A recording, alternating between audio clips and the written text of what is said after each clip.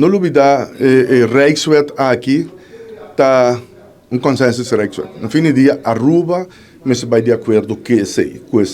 Pero lei mesmo passa do Estado-Geral, Tweede Kamer de Holanda. Nós não temos direito de amendamento durante a reunião. Durante a reunião, tá parlamentário holandês que está participar da aprovação de lei de reino. E agora que nós podemos expressar nossa posição, e esse é o qual a mim está expressando, uma mita para que está aqui.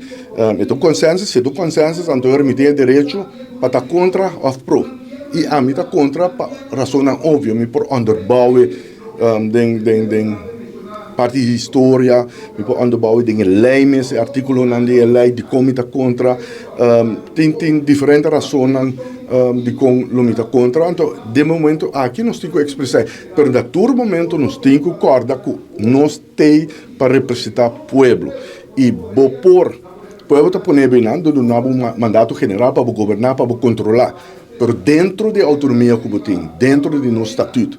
Esse é o povo adunado. No momento que vai cambiar a regra, né, no sentido de cambiar a autonomia, o povo tem que dar um mandato aí.